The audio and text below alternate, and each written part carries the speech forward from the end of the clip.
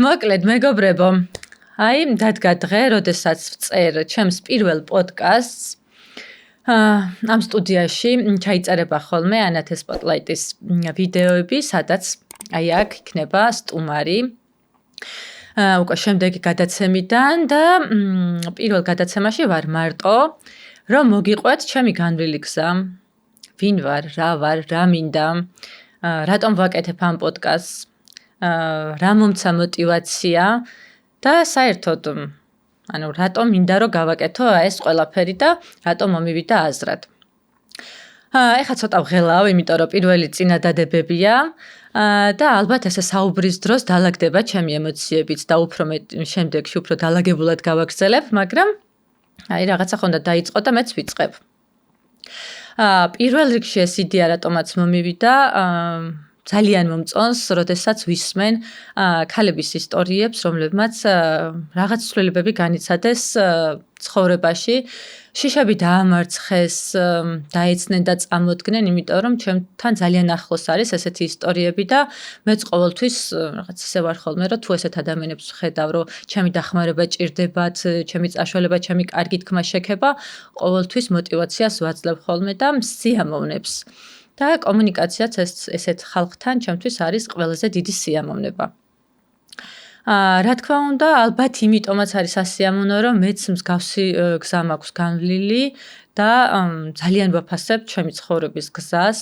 ალბათ ყველაზე მნიშვნელოვანი არის ჩემ ცხოვრებაში ის გზა, რაც აქ ამ წამამდე გავიარე და ყველაზე სათუთი და ფაქიზი არის და თუ ვინმე რაღაცა ისეთ შეიძლება რომ ოდნავ რაღაცნაირად შეეხოს, იმ წამსვე მაქვს ხოლმე რაღაცნაირი განცდა, რომ ეს არის ძალიან სათუთი ჩემთვის.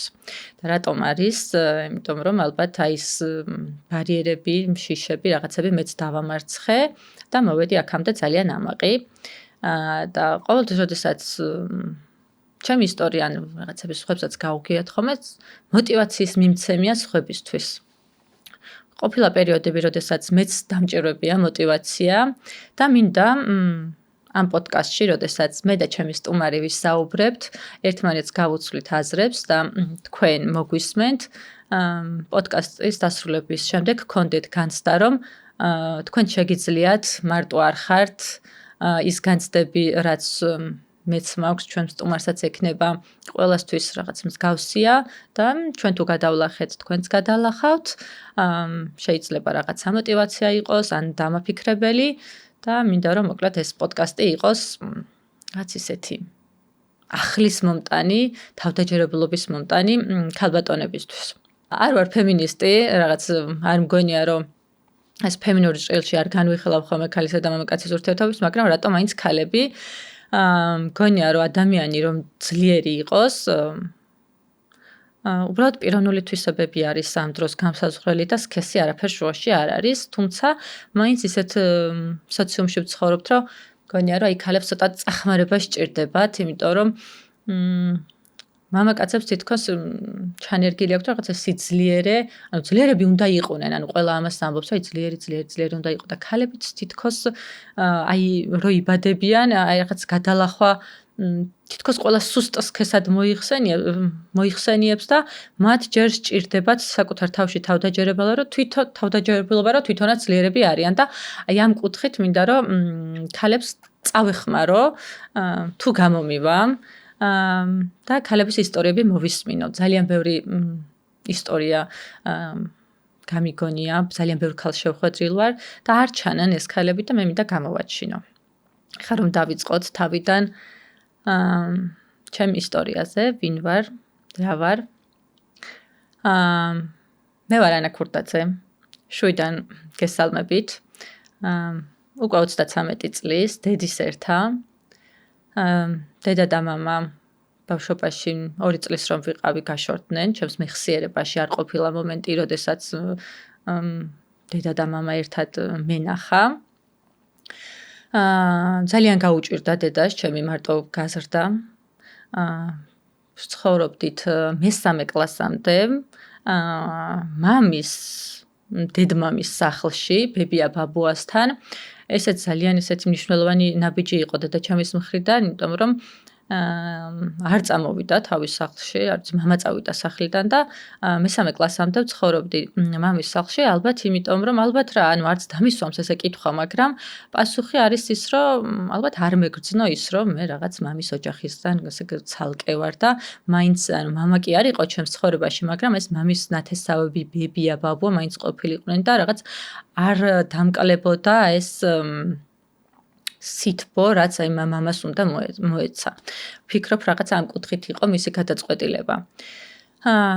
ძალიან გვიჭირდა, იმიტომ რომ მაშინ რაღაც 90-იანები იყო, ადრე მამა იყო ოჯახის მარჩენალი, შემდეგ უკვე დედა ესე მარტო დარჩა. მაგრამ არასდროს არ დაუხევია უკან, რომ ჩემთვის განათლება მოეცა.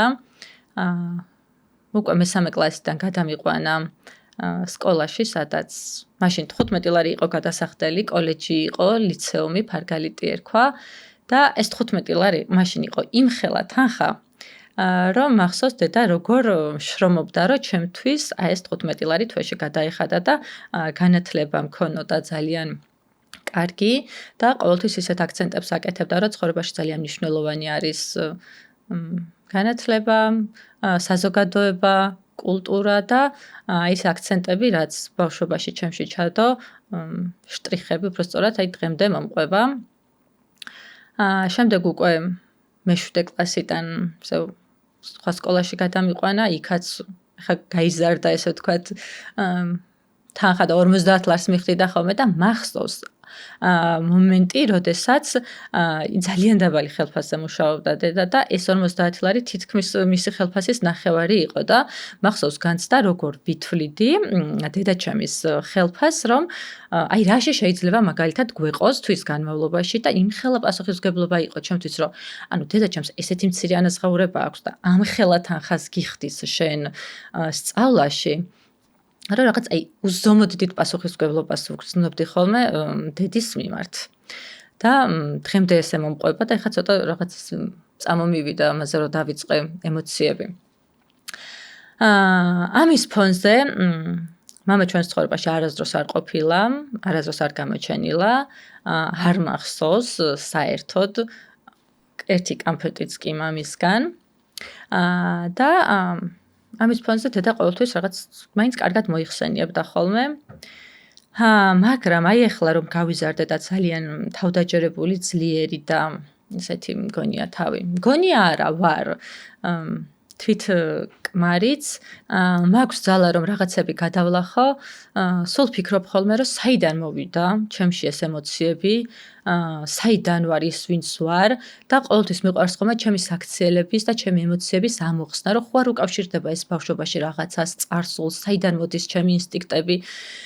და პირველი რაც მახსენდება ხოლმე არის აი შიშის დამარცხების დროს ერთი მომენტი, რომელსაც ახლა მოგიყვებით. ახლა მაქვს განცდა, რომ არ არსებობს სიტუაცია, არ არსებობს რაღაცა, რამაც შეიძლება შემაშინოს და თუ რაღაცას ვიწყებ ხოლმე, აი ეს პირველი განცდა რომ არის, აი გააკეთო, არ გააკეთო, რომ გეშინია, სულ მახსენდება ერთი სიტუაცია. როდესაც ვიყავი 12 წლის, დილით 6 თუ 7 საათი იყო, მაშინ ხაშურში ვცხოვრობდით, მე და დედა უკვე დედის სახლში, გადმოსულები ვიყავით. ტელეფონზე არის ზარი და ვიღაცა ქალი დედას ეუბნება, რომ თუ ანას უნდა რომ მამა ნახოს, იმიტომ რომ მამა ჩემი კატეგორიულად არ მნახულობდა ხოლმე და მიზეზი დღემდე არ ვიცი. ახლა არის ბებია ბაბუის სახლში და თუ უნდა რომ მამა ნახოს, ავიდეს და იქ არის და დახვდება. არ მახსოვს ზუსტად ასაკი სავარაუდო 12-13 წლის ვიყავი და მანამდე ჩემს მეხსიერებაში მამა ჩემი არ მყავდა ნანახი. და ძალიან რთული იყო ჩემთვის იმ გადაწყვეტილების მიღება, დედაჩემ რომ მითხრა რომ წადი ანა ნახე. მეთქი არა რომ ვერ წავალ, შემიძლია.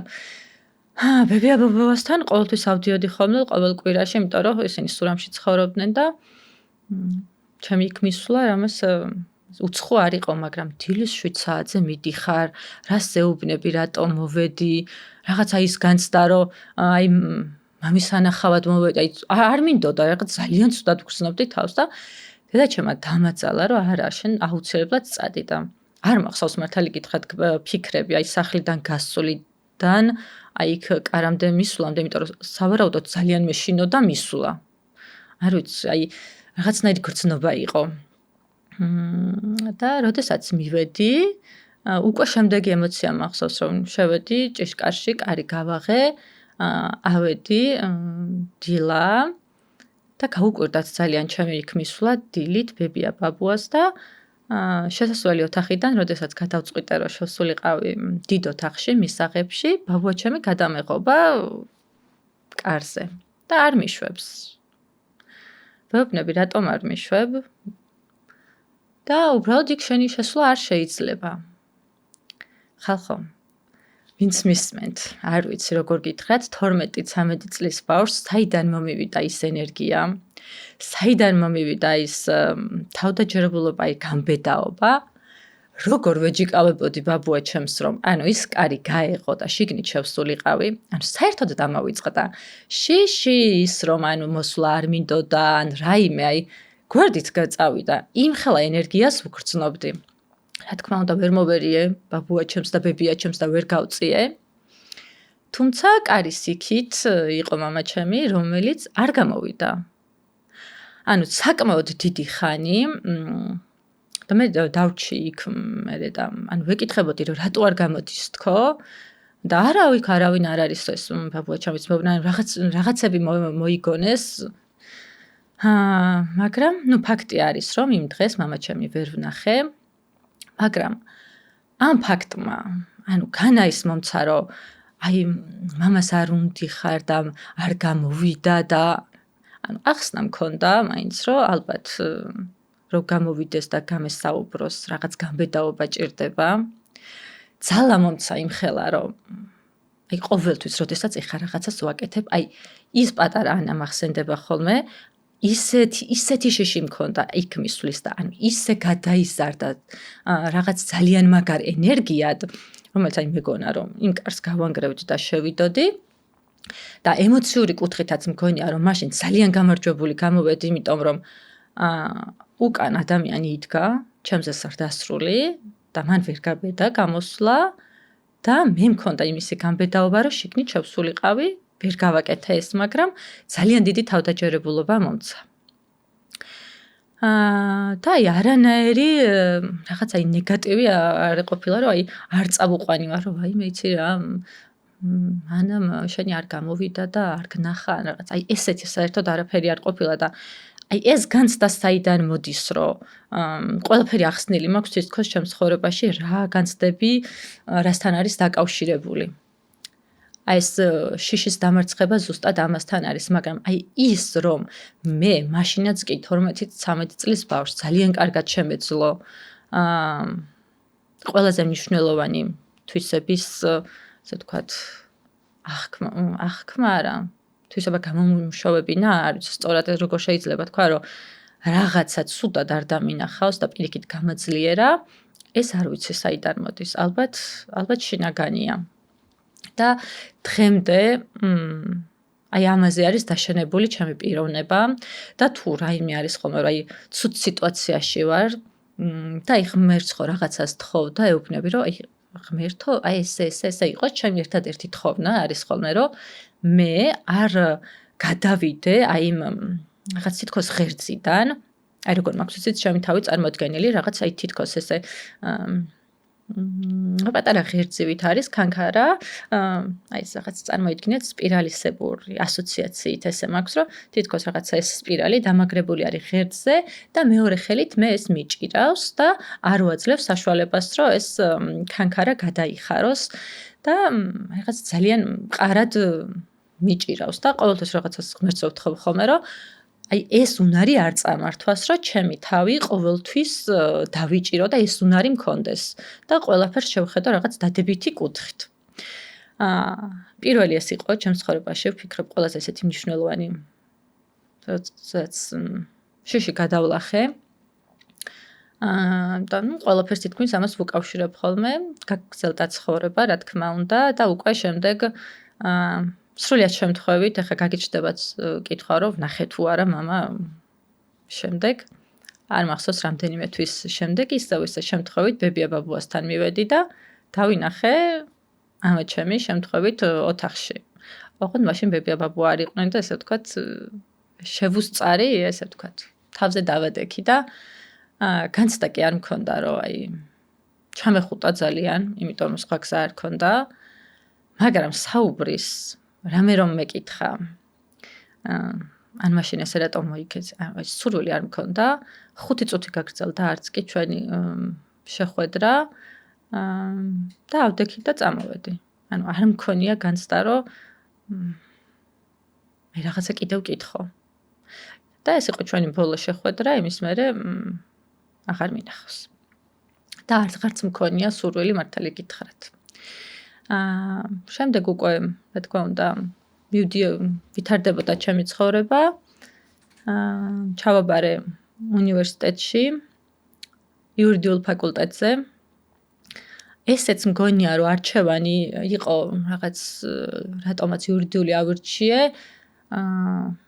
აი ბავშვობიდან შთაგონებული, რომ შენ კარგი იურისტი იქნები, შენ კარგი პროკურორი იქნები, შენ ძალიან კარგი ადვოკატი იქნები და ბავშვობიდან ბებია, ბაბუა, დედა, მეზობელი, ნათესავი მეტი არაფერი არ მესმოდა და ახლა ამ გადმოსახედით რო ვფიქრობ, სრულად ჩემი არჩევანი იყო იურიდიულზე ჩაბარება, თუმცა ვფიქრობ, რომ აი ეს ბავშვობიდან შთაგონება, რომ მე ძალიან მაგარი ან პროკურორი, ან ადვოკატი, ან რაღაც ესეთი უნდა ვიყო, ამან განაპირობა. პირველივე კურსიდან დავიწყე სამსახურის მოძიება და მეორე კურსზე ვიყავი, როდესაც პირველი სამსახური ვნახე. ძალიან მნიშვნელოვანი იყო ჩემთვის სამსახურის მოძიება, იმიტომ რომ დედა მაშინაც ძალიან დაბალ ხელფასზე მუშაობდა, ის რომ თბილისში არჩინო ადამიანი გზის ფული გინდა, წადი, მოდი, ქირა გინდა და მე რომ სამსახური არ დამეწყო, ანუ ვერ გამორიცხული იყო, რომ დედას ეს დაეფინანსებინა. მეორე კურსზე უკვე დავიწყე მუშაობა, ერთი კურსი რაღაც ესე გაგრძელდა სწავლასა და მუშაობას შორის და ჩემი კარიერა და ჩემი შემდეგი გზა თითქოს განსაზღვრა ამ ჩემმა პირველმა სამსახურმა, იმიტომ რომ ეს იყო თბილისი მოლი იხსნებოდა მაშინ და ეს იყო ვაიკიკის მაღაზია. სადაც მივედით, აი ისე უბრალოდ არ ვიცი ვინ ვიქნებოდი, კონსულტანტი ვიქნებოდი, მოვალარეთ რაღაც, აი ძალიან ბევრი ადამიანი იყო, 60-70 და იქიდან ან დაგვტოვებდნენ, ან არა, მაგრამ თავიდან თათბირი გააკეთეს, აი ვინ დარჩება და ვინ არ ვიცით, ვინც კარგი იქნება დავტოვებთ, ვინც არა, არა და ეს 3 დღე იყო რაღაც გამოსაცდელი პერიოდივით. ან 1 წუთი არ მიფიქრია, აი ერთი მომენტი, 1%-იანი ფიქრი არ მქონდა, რომ მე არ დავრჩებოდი, ზუსტად ვიცოდი.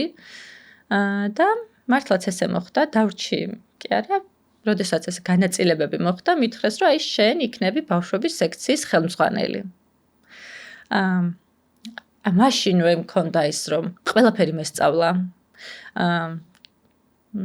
ვიცოდი საწყობის საქმეს, სალარო საქმეს, თორმენეჯერის საქმეს, აი ყველაფერი ვიცოდი. და რომ დავწინაურებულიყავი, გამოცდები იყო. ჩემი კონკურენტები იყვნენ სტაფიენკო და მეორეს გვარი ოსიპოვი, რომელიც ორივე რუსულენოვანი ასე ვთქვათ, ადამიანები იყვნენ და გამოცდა იყო რუსულად, იმიტომ რომ ეს თურქული კომპანია და ქართულად ჯერ არ ქონდათ. მე რუსულს ისე კარგად არ ვფლობდი, მაგრამ მაინც გავედი გამოცდაზე, იმიტომ რომ ვიცოდი, რომ პირველ ადგილზე ვერ გავიდოდი, თუნდაც იმიტომ რომ რაღაცები ძალიან საწერიც იყო, მაგრამ მაინც გავედი გამოცდაზე და ძალიან კარგი ქულაც ავიღე. ამით ის თქვა მინდა რომ ყოველთვის ვაკეთებ ხოლმე ისეთ რაღაცებს, რომ შესაძლებელია ვიცოდე რომ არ გავიმარჯვებ, მაგრამ მაინც ვცდი ჩემს თავს და ამან მომცა ის, რომ თითქმის ყველაფერში ყოველთვის ვარ გათვითცნობიერებული და პატარა შანსიც თუ არის, რომ მე სადღაც მონაწილეობა მივიღო, რაღაცა ცოდნა წამოვიღო, ყოველთვის ვცდილობ, რომ ვსინჯო და საბოლოო ჯამში გამოიღო ის შედეგი, რომ თუნდაც იმ რაღაცაში შეიძლება ვერ დავწინავრდე, მაგრამ მენეჯერად გადავედი უკვე და ანუ ჩემი კარიერა უფრო ზევით და ზევით წავიდა და ამან, ასე ვთქვათ, იურიდიულიდან გადამიყვანა, ესე ვთქვათ, აი ამ სფეროში, იმიტომ რომ პირველი ანაზღაურება საკმაოდ მაღალი იყო იმ დროს ჩემთვის და რაც აი ამ გზას გავუყევი.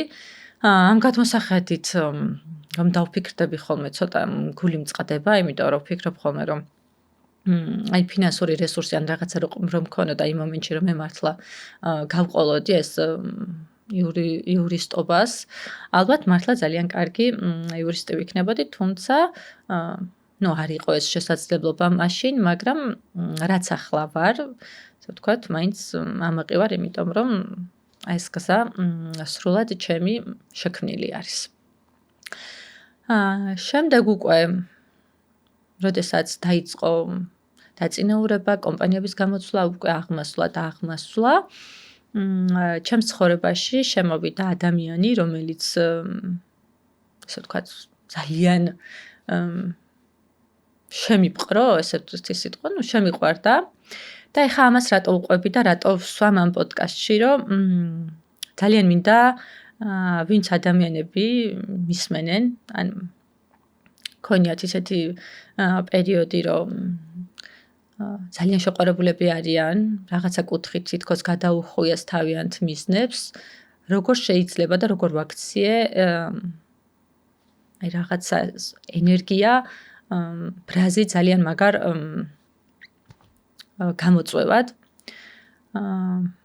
ჩემს ცხოვრებაში შემოვიდა ადამიანი, რომელიც ძალიან შემიყვარდა, მე მგონია ხოლმე, რომ აი ზედაპირული ურთიერთობები არ არსებობს, ჩემთვის ყოველ შემთხვევაში საინტერესო არ არის, ან ძალიან სიღრმეში უნდა ვიყო, ბოლომდე ჩაფლული, ან არ მაინტერესებს და ეს ურთიერთობა იყოს ზუსტად ისეთი, რომ აი სრულად მომიცვა და მithქვამს, რომ აი რო არ გაფუჭებულიყო ეს ურთიერთობა და რაღაცა პერიოდში გაწყვეტილიყო და დავფიქრებულა, რომ აი რაღაცა რომ მომხდარიყო, შეიძლება მთელი ცხოვრება ამ ადამიანის ერთგული ყოფილიყავი, იმ დონეზე იყო, ესე ვთქვათ, ჩემში იმ დონეზე ვგრძნობდი, რომ ძალიან მიყვარდა.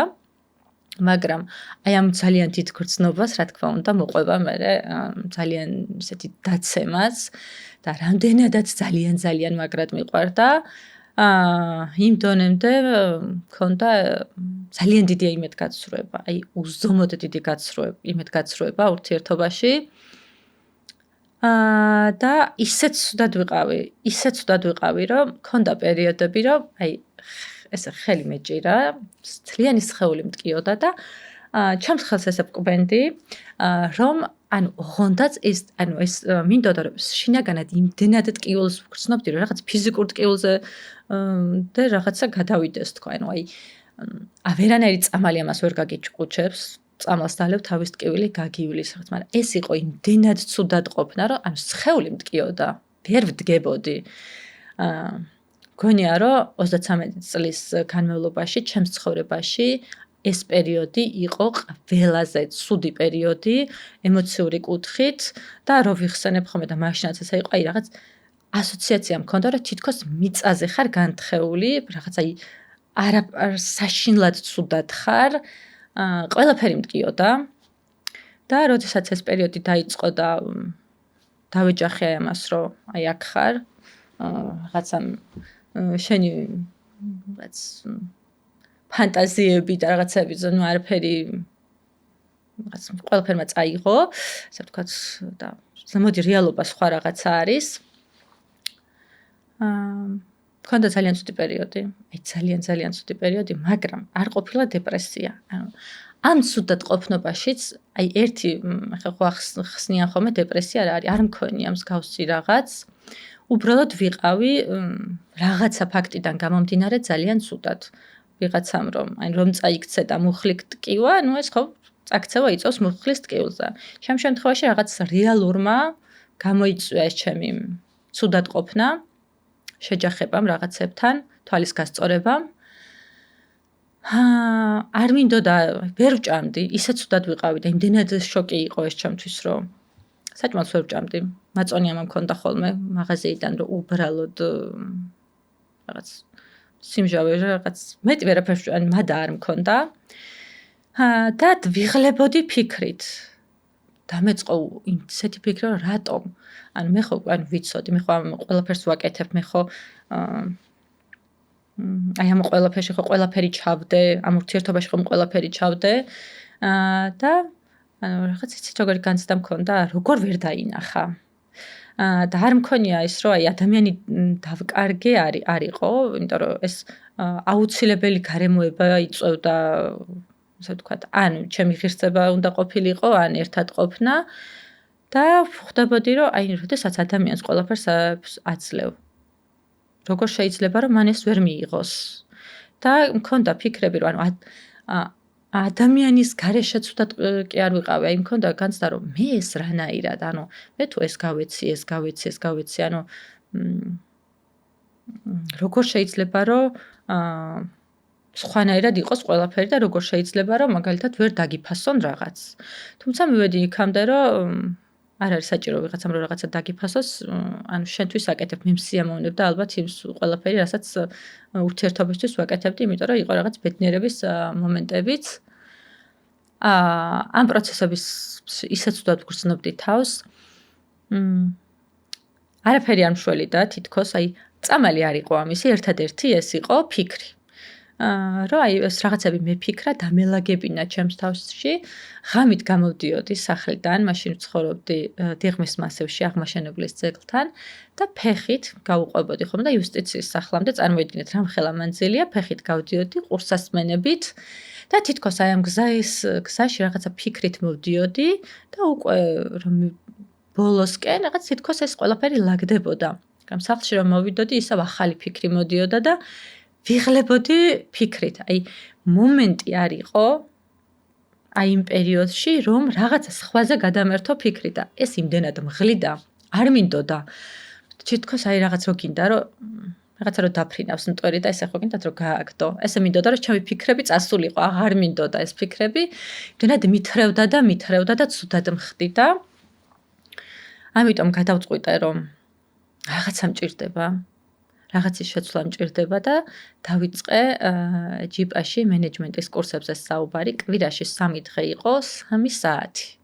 და ეს იყო ის 3 საათი იყო ჩემს ცხოვრებაში იმ მომენტში ყველაზე ნათელი წერტილი, იმიტომ რომ ვახერხებდი რომ გონება საიდანღაც რაღაც ცუდ ფიქრებში რო არის, ცუდ ფიქრებში არ უფრო ანალიზში გადმომერთო და ეგ უკვე პრაქტიკულ რაღაცაში, ასე ვთქვათ, აი როგორ უნდა იყო წარმატებული მენეჯერი, ასე რაღაცა ესეთ ფიქრებში მივდიოდი და პროცესში აი ეს 3 საათი მაძლევდა თავისუფლებას. ამავდროულად თავს სარკეში შევხედავდი, ლამაზად ვიცვამდი ქუსლებზე. ძალიან გამხდარი ვიყავი, ალბათ 45 კილო. სარკეში ვიხედებოდი და ღმერთო ანა, რას გავხარ? ღმერთო რატო ხარ ესეთი სუსტი?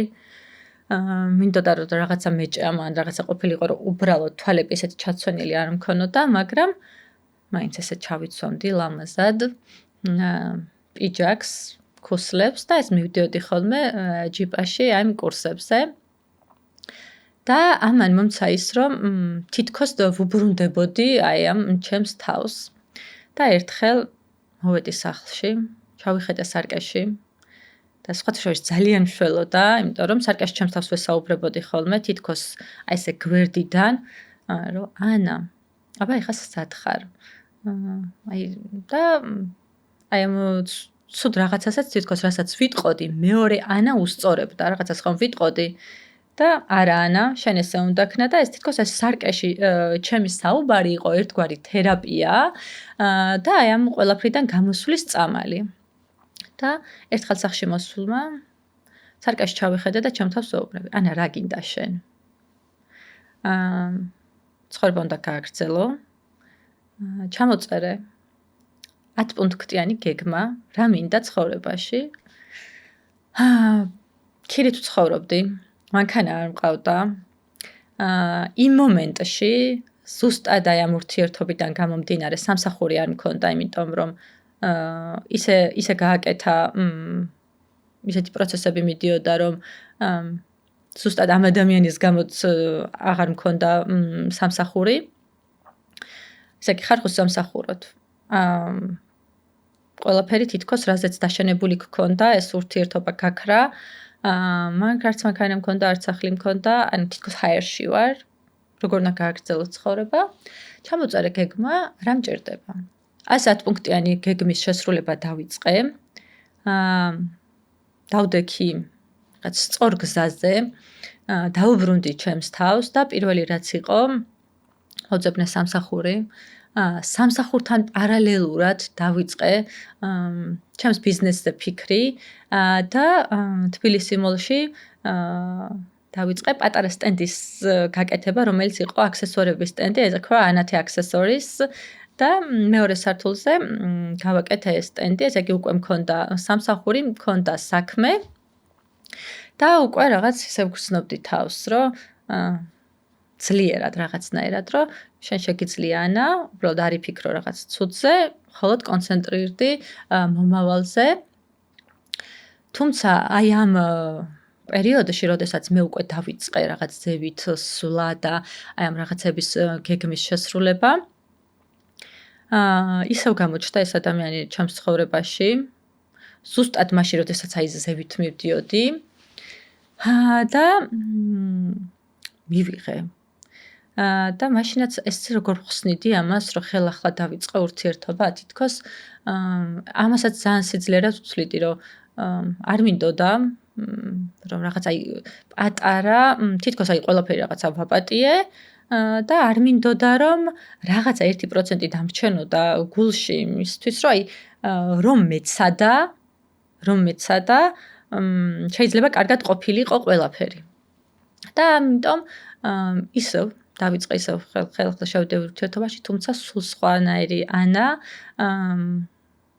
ანუ აღარ მიმიცია უფლება რომ რაღაც ზუსტად ის რაღაცები გაეკეთებინა, რასაც ადრე აკეთებდა ხოლმე ემოციური კუთხით, იმიტომ რომ რაიმეზე ჩვენ არასდროს არ გვიკამათია, ეს იყო ჯახი ორ ადამიანს შორის და ყველაფერი ანუ ყველანაირი კამათი, ყველანაირი ეს მოდიოდა იქიდან, რომ შინაგანად გრძნობდა, რომ მე ვიყავი ძლიერი პიროვნება და ხელოვნურად მიქმნიდა ბარიერებს, რომ წინ ვერ წავსულიყავი და ანუ თავარი აი ეს რაღაცა იყო, რომ ჯახი ადამიანს შორის, რომელიც მიყვარს და ჩემს პიროვნებას შორის, როგორც ცდილობდა, რომ აი თითქოს აი თავის მარწუხებში მოვექციე, წინ არ წავსულიყავი, გვერდში არ დამდგომოდა და აი აქედან ამ გათვითცნობიერებიდან არ ყოფილა ერთი მომენტიც კი, როდესაც მე მაგალითად მხარდაჭერა მიმეღო. თუმცა ამის მიუხედავად მაინც ვსინჯე ურთიერთობაში დაბრუნება და არ გამოვიდა. უკვე ხვდებოდი, რომ გამორიცხული იყო ეს ურთიერთობა, წინ წასულიყო და როდესაც მივედი იმ კონდიციამდე, რომ მივხვდი ზუსტად, რომ აი გამორიცხულია ანა, რა ძალისხმევაც არ უნდა ჩადო ურთიერთობა, არ გამოვა, იმიტომ რომ ეს ადამიანი უბრალოდ ესეთია და მორჩა.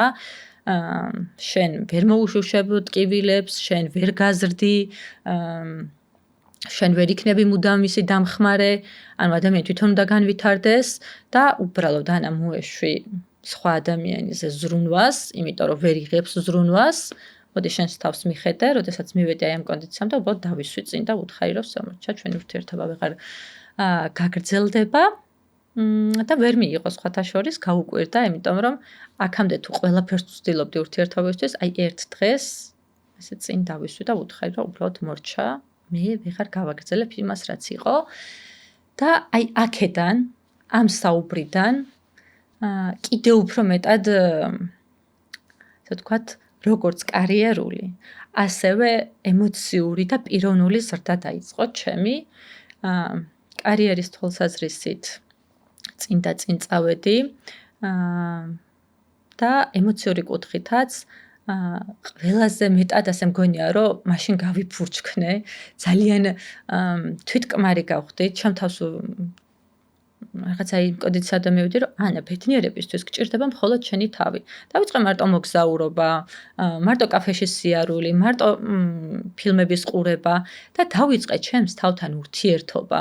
და ეს იმდენად სასიამოვნო აღმოჩნდა, რომ მგონია, რომ რა ვიცი, საკუთარი თავი ხელახლა აღმოვაჩინე და ძალიან კარგი პერიოდი იყო და ახლაც არის იმ კუთხით, რომ თითქოს თავიდან დავიბადე, რაღაც კათარზისი იყო, რაც ჩემი ცხოვრებისეული და იმდენად მეორე დღიდან, როგორც კი ამ ადამიანს ვუთხარი, რომ შემორჩა და ჩვენი ურთიერთობა აღარ გაგრძელდება, აი ასე მგონია, რომ რაღაც აქ ვიყავი და რაღაც აი აქ აღმოვჩნდი ყველანაირი კუთხით.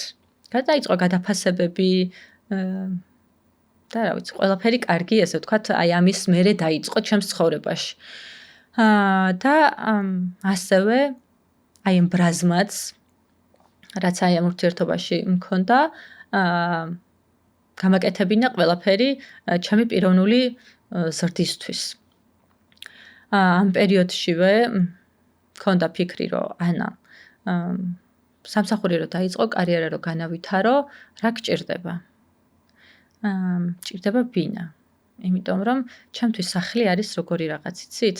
თუ სახლში ვარ კომფორტულად, მაშინ ყველაფერს შევძლებ და აი ეს რომ ქირით ვიყავი, ჩემს სახლად არ ვთვლიდი იმ სახლს, რაღაც თითქოს კარგად ვერ ვდგამდი ნაბიჯებს, იმიტომ რომ რაღაც აქ ესე ვთქვათ, მოსაგვარებელი მქონდა. აი ეს კერა, რასაც ქვია, რომ აი თავი დაცულად იგრძნო და 2019 წელს, რამდენი წლის ვიყავი 2019 წელს, გადავდგი ნაბიჯი და შევიძინე ჩემი პირველი ბინა. ამ გადმოსახედით 0 რესურსით, უბრალოდ მქონდა კარგი სამსახური და პატარა ბიზნესი თბილისის მოლში. მაგრამ აი ეს ფიქრი, რომ შეძლებ ამ ხელა იპოთეკური სესხის გადახდას, შეძლებ იმას, რომ აი სამსახური რო დაკარგო, ეს რო გააკეთო, აი ეს ფიქრები, რა თქმა უნდა, მოდიოდა, თუმცა ჩემს თავს უთხარი, სარკაში ჩავიხედე, ანა, 2 ხელი გაქვს, 2 ფეხი გაქვს, დაკარგა სამსახური, ახალს იპოვი, რაღაც ვერ წავიდა წინ, ახალს გააკეთებ და გადავდგი ნაბიჯი და ავიღე უზომოდ დიდი იპოთეკური სესხი და შევიძინე ბინა.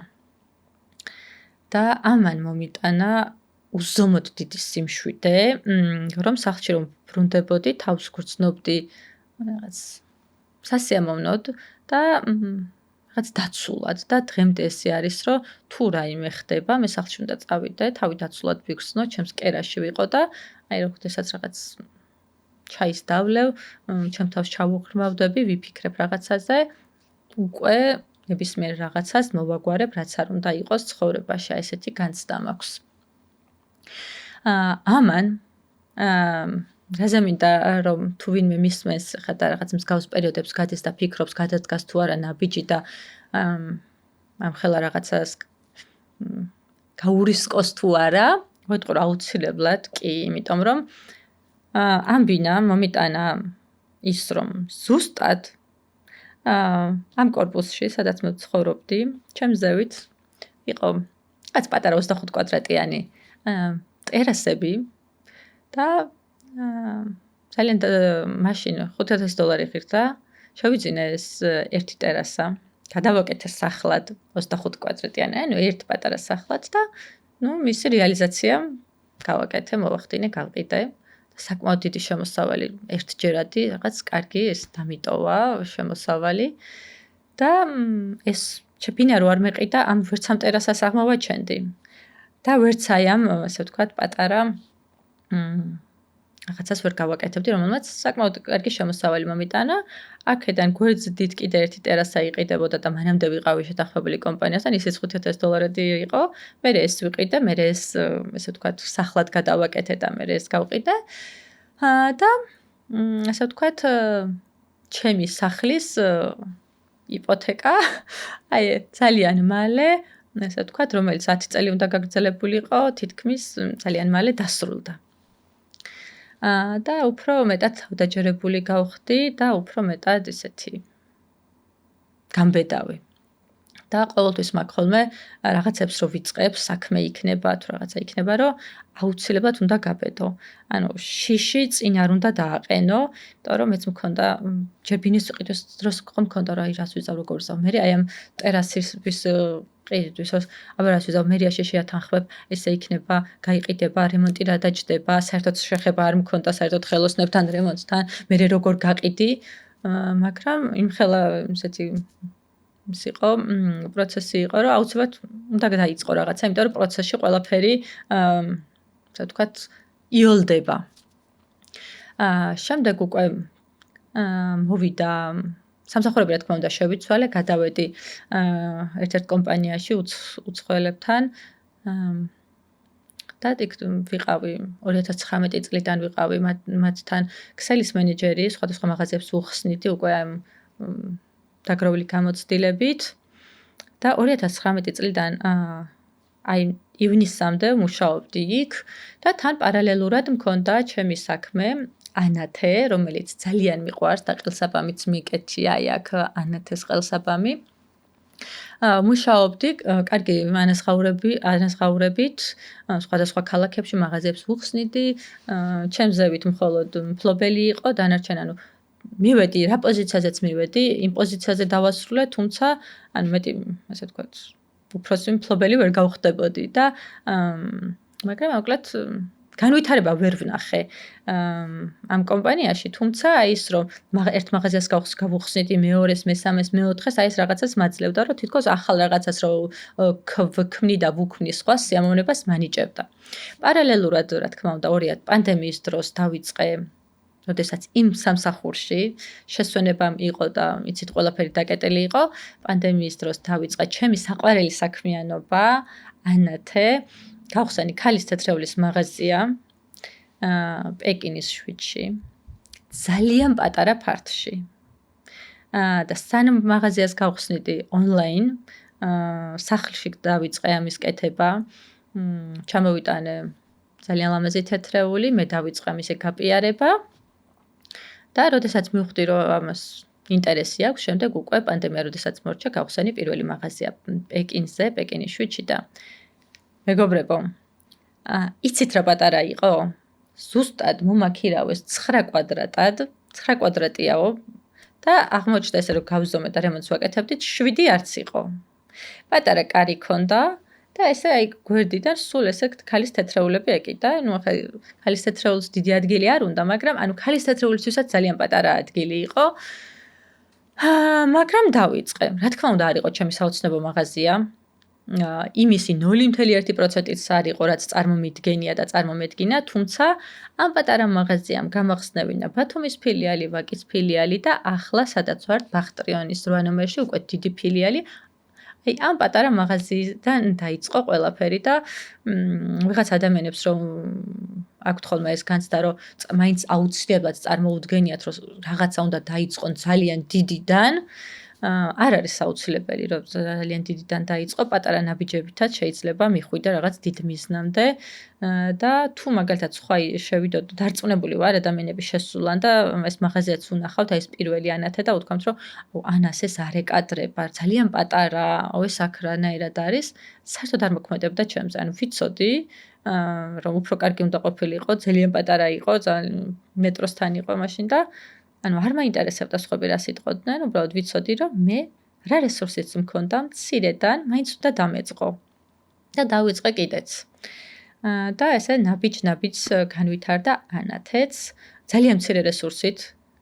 პირველი მახსოვს ონლაინ რო დავიწყე 500 ლარი იყო ბიუჯეტი, რაც ესე ვთქვათ ანათეში ჩავდე.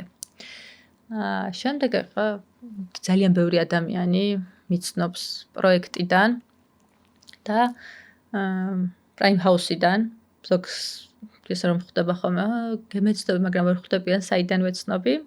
შემდეგი ჩემი ასე ვთქვათ, რაღაცნაირი ბარიერი არა, რაღაც ახალში გადასვლა იყო ზუსტად აი ამ პროექტში შესვლა.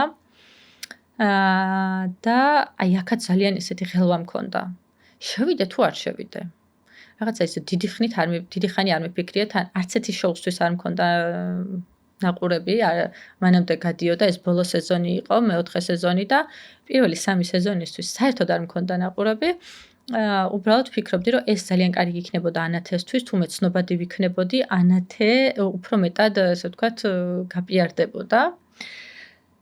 და გადავწყვიტე, რომ მოდი წავალ კასტინგზე და აბა რა მოხდება. დამირეკეს, მითხრეს, რომ აყვანილი ხარ, მაგრამ დამეწყო მეორე ფიქრი. საზოგადოება როგორ მიიღებს ჩემს პიროვნებას, იქ არ მინდოდა რომ რაღაც კუთხით თითქოს აი ბარიერი რა იყო, იცით? არ მინდოდა რომ იმიჯი შემლახოდა. რაღაცა თითქოს ესე ვფიქრობდი, რომ იქ პროექტში რო შევიდე, რაღაცა კუთხით რამე ისეთი არ მოხდეს, რომ დამაზიანოს.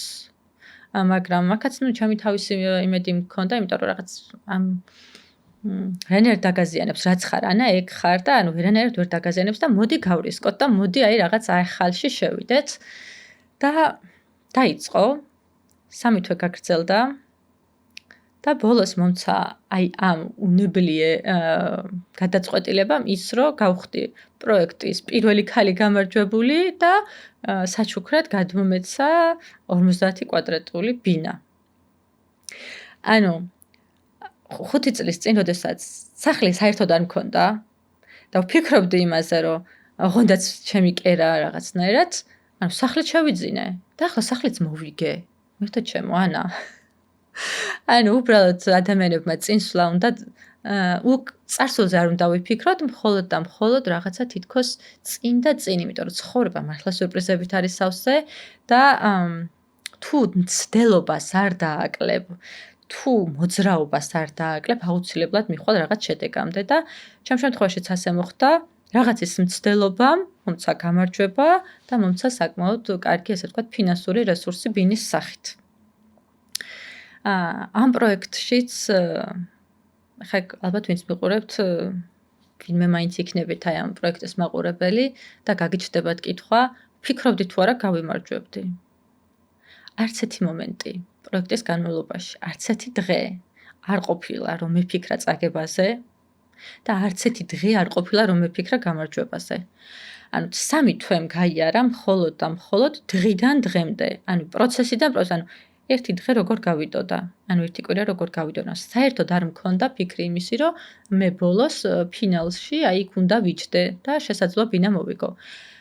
და აი ამან მომიტანა ის, რომ პროექტის გამარჯვება საერთოდ არ ვისტრესებოდი, ანუ იმიტომ რომ არ ვფიქრობდი გამარჯვებაზე და არც ვფიქრობდი წაგებაზე. უბრალოდ ვცხოვრობდი. ანუ უბრალოდ დღე გამყავდა. და ამ პროექტის განმავლობაშიც ვინც მოყურებდა, რაღაც მგონია რომ საკმაოდ კარგად გავიარე, მაგრამ პროექტის ბოლოს იყო ჩემს ცხოვრებაში ყველაზე ამოუხსნელი, ყველაზე არ ვიცი, ნარევი გრძნობების მიქსი, როდესაც მამის დედა, მამის რომელიც მხოლოდ და მხოლოდ ცხოვრებაში ერთხელ მყავს, ნანახი ესე მეხსიერებაში, რაც თავიდან მოგიყევით, მამის დედა გახდა ცუდად, ბებიას მამა დრო დავუბრუნდეთ და გასაგებიც რომ იყოს, მამა მარტო ჩემი ცხოვრებიდან არ წასულა, მისი დედმამის ცხოვრებიდანაც გაქრა და ბებიას მოვლა, ასე ვთქვათ, ჩემს თავზე ავიღე, ძალიან მოხუცი იყო, ბოლო 5 წელი, 5-6 წელი ზამთარში თბილისში ჩემთან მომყავდა ხოლმე, ჩემთან ცხოვრობდა, ზაფხულში სურამში მიმყავდა და მე ვუვლიდი, მე ვპატრონობდი და აი ბებია, ესე ვთქვათ, ძალიან ახლობელი იყო ჩემთვის. და შეიქმნა ესეთი პერიოდი, როდესაც აი პროექტში შესვლამდე დავტოვე ესეთი 82 წლის იყო, მაგრამ დავტოვე ესეთი ხნედ და პროექტში უკვე როდესაც სრულდებოდა, მითხრეს რომ 2 კვირა იყო დარჩენილი, მითხრეს რომ დამირეკეს რომ ანა ბებიას უნდა შენი ნახვა. და რომ ჩავედი სახლში იყო მაშინ აი ყველაზე ემოციური მომენტი იყო, მეხუტებოდა, მლოცავდა, ძალიან წარმატებას მისურვებდა და აი დამხვდა როგორ იცით, 3 თვე ნახევარი იყო გასული, დამხვდა სრულიად დაბერებული.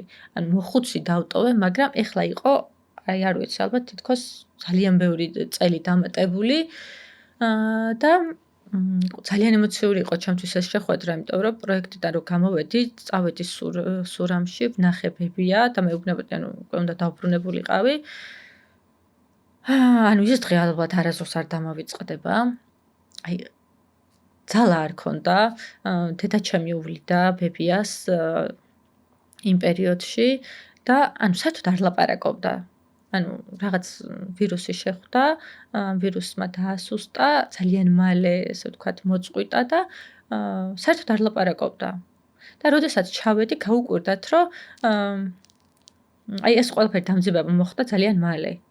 და როგორ მოეცა ენერგია, როგორ დამიწყო საუბარი და მარტო ესე იგი ჩვენი საუბარი იყო დალოცვა. ეხლა მეტირება, რომ გამახსენდა ეს მომენტი. იმიტომ რომ ძალიან ემოციური იყო ჩემთვის. და როგორი შეგრძნება მომცა იცით, რომ ანუ რა მნიშვნელოვანი ვარ ადამიანისთვის, იმიტომ რომ ბებია სხვა შვილი არ ყავდა, თავისი შვილიც მასთან ერთად არ იყო და მე რომ არა ანუ ჩემ გარდა მას არავინ არ ყავდა და აი მლოცავდა და მეუბნებოდა რომ აი მადლობას მეუბნებოდა წარმოიდგინეთ რომ ანუ მე ვიყავი მის ცხოვრებაში და აი ყველა სიტყვა იყო მადლობის, მადლიერების და აი წარმატების და აი ყველანაირი კარგის და მეუბნებოდა რომ აი როგორ ამაყობს ჩემით. და ეს იყო ბოლო ჩვენი შეხვედრა, როდესაც ბევრი ამნახე, დავბრუნდი პროექტში. აქეთ ვიყავი ჩასული, დავბრუნდი პროექტში და პროექტში დაიწყეს საუბარი, რომ უკვე ძალიან ემოციური ვიყავი, ყველაფერზე მეტირებოდა, ყველაფერზე იქამდე თუ ხო ეს საერთოდ არ იყო პროექტში არ იცოდნენ ბებია რო ესე ცუდად ყავდა ბავშვებმა და უკვე სხვაგან ვიყავი. ესე იგი, ბოლო 2 კვირა ჩემთვის იყო რომ მე ვიყავი პროექტში, მაგრამ ჩემი გონება იყო სხვაგან. დამეწყო ფიქრები რომ ეხლა მე იქ უნდა ვიყო, აქ ვარ და რაღაცა ესეთი და აი იმხელა სიძლიერე იყო ჩემში შინაგანად რომ ძალას პოულობდი აი იქ ყოფნის, რომ არ ვიცი ამას ახლა ბევრი გაიგებს თუ არა, შეიძლება ცოტა ვიღაცებისთვის რთული გასაგები აღმოჩნდეს, მაგრამ ჩემთვის იყო ყველაზე ესეთი მნიშვნელოვანი მომენტი, რა, აი გამოცდა იყო თითქოს ჩემი თავის და ძალიან დიდი ძალა ვნახე ჩემს თავში, რომ რაღაც აი იქ ვყოფილიყავი ბოლო 2 კვირის განმავლობაში. და სუსტად ფინალი იყო პროექტის 31 დეკემბერს და წინა საფინალო დღეს, ანუ ზუსტად 1 კვირის ადრე, როდესაც გამოვედი პარასკევ დღეს პროექტიდან და უნდა ყოფილიყო ნახევარფინალი და შემდეგ უკვე ფინალი, პარასკევს გამოვედი და კვირას იყო ფინალი. ჩემი დეიდაშვილი დამხვდა, მითხრა რომ ანა მიდი ლაივები გადაიღეს, გააკეთე ის რაღაცები გააკეთე, მოწესრიგდი და მე მოდი ხაშურში წავიდეთ ბებიასთან და კარგი და უკვე გზაში მივხვდი რომ ბებია გარდაცვლილი იყო. და მანქანაში ამი ესე იგი გზაში როდესაც მივდიოდი რაღაც მეუბნება რომ აი პროექტზე რაღაცა ჩაწერე და მეთქი ესე რატომ მეუბნება და უკვე როდესაც მივუახლოვდით ხაშურს როდესაც მივუახლოვდით უკვე მივხვდი რომ გარდაცვლილი იყო, ისე მელაპარაკებოდა და მანქანაში ანუ მივარ და ესეთი ვტიროდი და უკვე როდესაც ჩავედი პარასკევ დღეს ბებია დამხვდა გარდაცვლილი. და შაბათს ლაივზე, სადაც უნდა ასე ვთქვათ, გადამწყდარიყო ბედი, ვინ გადავიდოდა ფინალში, ჩამოვედი, სურამში იყო ბებია ჩემი გარდაცვლილი, ვიღებდი სამძიმარს და ჩამოვედი პროექტში, საერთოდ არ შემჩნევია. ანუ ეს იმხელა ძალა მქონდა, რომ არ მინდოდა რომ ვინმე შეემჩნია ის რომ მე უკანა მხელა რაღაცა ტრაგედია მაქვს. ჩამოვედი ლაივზე, დავჯექი, მაკიაჟი გავიკეთე და გადავედი ფინალში ისე რომ ბებია ყავდა გარდაცვლილი და ეს იყო უზომოდ დიდი სიხარული რომ ფინალში ვიყავი და თან უზომოდ დიდი მწუხარება შინაგანი კუთხით. მაგრამ ეს ვიცოდი რომ ცხოვრება უნდა გააგრძელო, აი რამდენად მნიშვნელოვანი არის რომ შენ ტკივილი მართო და ტკივილით გააგრძელო ცხოვრება. ნახევარფინალის შემდეგ დავბრუნდი, შემდეგ ბებია ასე ვთქვათ მივაბარეთ როგორც სიტყვიან. ასე ვთქვათ, დავამშვიდობეთ. და ფინალში უკვე ფინალში წამოვედი და 3 დღის გარდაცვლილი იყო ბებია, როდესაც 31 დეკემბერს მოვიგე ეს გადაცემა. ეს გადაცემა რა, ეს ჯილდო მოვიგე და ძალიან მნიშვნელოვანი იყო ჩემს ცხოვრებაში და შინაგანად იცით როგორი განცდა მქონდა თითქოს ეს იმხელა გამარჯვება იყო. რომ განცდა მქონდა რომ ალბათ ცხოვრებაში რაღაცები რომ მიიღო აი რაღაცა მსხვერპლია საჭირო, არ ვიცი. და რომ თითქოს ეს რომ მოხდა ყველაზე ესე თქვა ტრაგიკული მომენტი ჩემს ცხოვრებაში. ღმერთს მადლობა რომ სხვა ადამიანები ყველა ვინც მყავს გვერდით მყავს, ვინც მიყვარს. ესე იგი ასეთი ტრაგედია ხდება და ასეთი გამარჯვება. ეს იყო ემოციების რაღაცა ძალიან დიდი მიქსი, რომელსაც ალბათ ოდესმე რაღაცას დავწერ. იმიტომ რომ ფიქრობ ცხოვრებაში ასეთი ემოცია, ასეთი მძაფრი ემოცია გამარჯვების, რაც მე გამარჯვება მომიტანა, არ მქონია შეგრძნების დონეზე, ეს იყო უზომოდ დიდი გამარჯვება ჩემს ცხოვრებაში და პარალელურად ძალიან დიდი ტკივილი. და ამის მიქსმა მომცა მაჩვენა და ჩემის თავში აღმომაჩენინა სრულიად ახალი ჩემი პიროვნება. როდესაც პროექტიდან გამოვედი, ერთი თვე დავისვენე და დაუბრუნდი ისევ სამსახურს, ჩვეულ რუტინას. და უკვე მივხვდი, რომ პიროვნულად ვეღარ მსრდის ეს სამსახური, ხელფასი კარგია. შემოსავალი კარგია, მაგრამ პიროვნულად ვერ ვითარდები და საკმაოდ დიდი ხანი, თითქმის 1 წელი დამჭირდა გადაწყვეტილების მიღებამდე, რომ სამსახურიდან წამოვიდე და ზუსტად წელს ივნისში ეს გადაწყვეტილება სისრულეში მოვიყვანე. დავტოვე სამსახური და წამოვედი. ზუსტად ახლა ვარ იმ გზაჯვარედინზე, რომ დავირჩიო. რა გზით დავიწყო სვლა. ყველა მიმართულებით თითქოს რაღაც ახალი შესაძლებლობაა. და ვფიქრობ, საით წავიდე. იმიტომ რომ ეს არის ზუსტად ის პერიოდი, როდესაც თითქოს აქამდე რაც მიცხოვრია, წარსულს ჩაბარდა და ეხლა ვიწყებ ახალი ანას შექმნას. და ეს პოდკასტიც დამეხმარება ამაში, იმიტომ რომ ეს საუბრები მეც მაძლიერებს, მეც ჩემთვისაც ძალიან მნიშვნელოვანია სხვა წარმატებული ქალების ისტორიების მოსმენა. და მინდა რომ როგორც ჩემთვის არის მნიშვნელოვანი, ისე იყოს ჩემი მსმენელისთვისაც და აი აქ, როდესაც მე და ჩემი სტუმარი ვისაუბრებთ, ჩვენს განვლილ გზაზე, მოგვიყვება სტუმარი თუ როგორ დაძლია შიშები, როგორ გადალახა ბარიერები, როგორ აქცია თუნდაც რაღაც ემოციები გამოწვევად, სხვისთვის იყოს მოტივაციის წყარო. არ ვიცი ახლა ამდენი ვისაუბრე, ბოლომდე თუ მიყურეთ, დიდი მადლობა. რაღაც მგონი ტექსტის გარეშე ცუდი არ გამოვიდა, მაგრამ არ ვიცი, რას დავუთმე ბევრი დრო და რას ცოტა. ალბათ, ბევრი რაღაცის თქმა შეიძლება რაც არ უნდა მეთქვა და თქვენთვის საინტერესო არ იყო, ისინიც ვთქვი, არ ვიცი, მაგრამ ახლა ამ მომენტში, როდესაც აი ეს 1 საათი მქონდა და ჩემს ცხოვრებაზე უნდა მესაუბრა, რაც ესე ვთქვათ, მნიშვნელოვნად ჩავთვალე ალბათ ჩემს ცხოვრებაზე ის გადმოვიტანე. შეიძლება სხვა 1 საათში სხვა რაღაცა მეთქვა, მაგრამ ახლა ასე იყო. თუ საინტერესო იყო, მიხარია. მე ძალიან გულწრფელი ვიყავი. და ნახოთ აბა, შევხვდებით ხოლმე ყოველ ხუთშაბათს. აი აქ, ამ სივრცეში.